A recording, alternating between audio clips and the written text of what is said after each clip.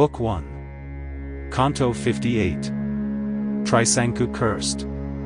Trisanku's speech the 100 heard, and thus replied, to anger stirred, "Why, foolish king, by him denied, whose truthful lips have never lied, dost thou transgress his prudent rule, and seek, for aid, another school? Ikshvaku's sons have I relied most surely on their holy guide, then how dost thou, fond monarch, dare transgress the rule his lips declare? Thy wish is vain," the saint replied, and bade thee cast the plan aside. "Then how can we, his sons, pretend in such a right our aid to lend? O monarch, of the childish heart, home to thy royal town depart. That mighty saint, thy priest and guide, at noblest rites may well preside, the worlds for sacrifice combined a worthier priest could never find." Such speech of theirs the monarch heard, though rage distorted every word, and to the hermits made reply, "You, like your sire, my suit deny. For other aid I turn from you, so, rich in penance, saints, adieu." Vasishtha's children heard, and guessed his evil purpose scarce expressed, and cried, while rage their bosoms burned, "Be to a vile Chandala turned." This said, with lofty thoughts inspired, each to his own retreat retired. That night Trisanku underwent sad change in shape and lineament. Next morn, an outcast sword of hue, his dusky cloth he round him drew.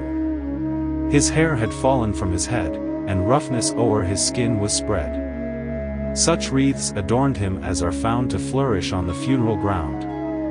Each armlet was an iron ring, such was the figure of the king, that every counsellor and peer, and following townsmen, fled in fear. Alone, unyielding to dismay, though burnt by anguish night and day, great Visvamitra's side he sought, whose treasures were by penance bought.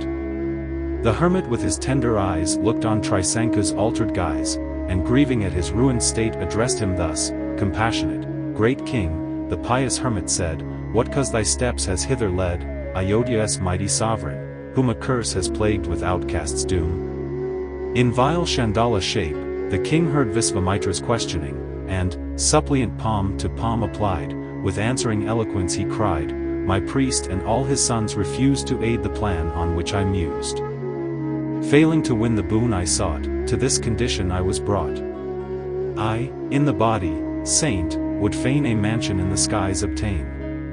I planned 100 rites for this, but still was doomed the fruit to miss. Pure are my lips from falsehood stain, and pure they ever shall remain, yea, by a warrior's faith I swear, though I be tried with grief and care. Unnumbered rites to heaven I paid, with righteous care the scepter swayed, and holy priest and high-souled guide my modest conduct gratified. But, O thou best of hermits, they oppose my wish these rites to pay, they one and all refuse consent, nor aid me in my high intent. Fate is, I ween, the power supreme, man's effort but an idle dream, fate whirls our plans, our all away, fate is our only hope and stay, now deign, O blessed saint, to aid me, even me by fate betrayed, who come, a suppliant, sore distressed, one grace, O hermit, to request.